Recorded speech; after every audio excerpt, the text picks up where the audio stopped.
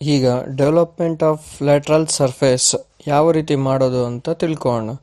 Radial line ಮೆಥಡಿನಲ್ಲಿ development of surface ಯಾವ ಥರ ಮಾಡೋದು. ನಿಮಗೀಗ ಕಾಣ್ತಿರೋದು ಕೋನ್ ಕಾಣಿಸ್ತಿದೆ.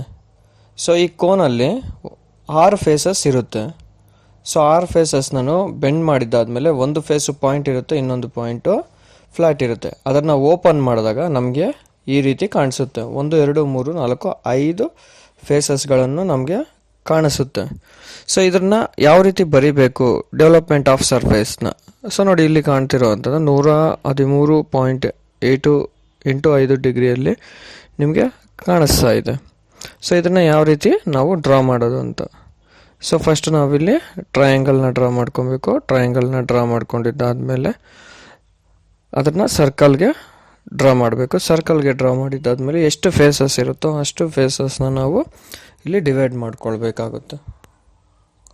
ಡಿವೈಡ್ ಮಾಡ್ಕೊಂಡಿದ್ದಾದಮೇಲೆ ನಮಗೆ ಸೊ ಅದು ಸೆಕ್ಷನ್ ಪ್ಲೈನನ್ನು ಕಾಣಿಸೋದಕ್ಕೆ ಸಿಗುತ್ತೆ. ನಮಗೆ ಸೆಕ್ಷನ್ ಪ್ಲೈನ್ ಕಾಣಿಸೋದಕ್ಕೆ ಸಿಕ್ಕಾವಾಗ ಏನಾಗುತ್ತೆ ಅಂತಂತಂದರೆ, ಸೊ ಅದರಲ್ಲಿ ಪಾಯಿಂಟ್ ಕಾಣ್ತಿದೆಯಲ್ವ, ಆ ಪಾಯಿಂಟ್ ಹತ್ರ ನಮಗೆ ಸೆಂಟರ್ ಪಾಯಿಂಟನ್ನು ನಾವು ಕಾಣುತ್ತೀವಿ.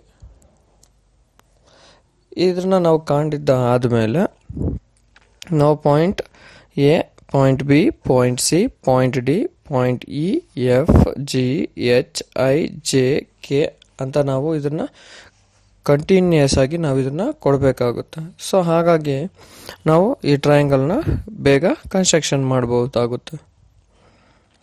ನೆಕ್ಸ್ಟ್ ಇದು ಆದ ನಂತರ ನೀವು ಪಾಯಿಂಟ್ ಎನ point A bar, point B bar, point C bar, point D bar ಹತ್ರ ನಾವು ಆ ಲೈನ್ನ ಪ್ರೊಜೆಕ್ಟ್ ಮಾಡಬೇಕಾಗುತ್ತೆ.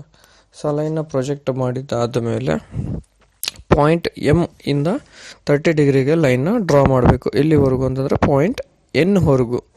ಪಾಯಿಂಟ್ ಎನ್ವರೆಗೂ ನೀವು ಲೈನ್ನ ಡ್ರಾ ಮಾಡಿದ್ದ ಆದ ಮೇಲೆ ಪಾಯಿಂಟ್ ಎ ಬಾರ್ ಇಂದ ಓ ಬಾರ್ಗೆ ನೀವು ಮತ್ತೆ ಇನ್ನೊಂದು ಲೈನ್ನ ಕನ್ಸ್ಟ್ರಕ್ಷನ್ ಮಾಡಬೇಕಾಗುತ್ತೆ.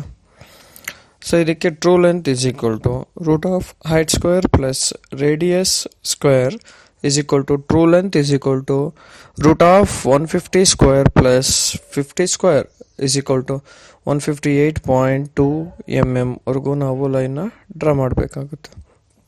Then you have to draw true length is equal to 158.8 mm and then 1 bar, 2 bar, 3 bar, 4 bar, 5 bar, 6 bar, 7 bar, 8 bar, 9 bar.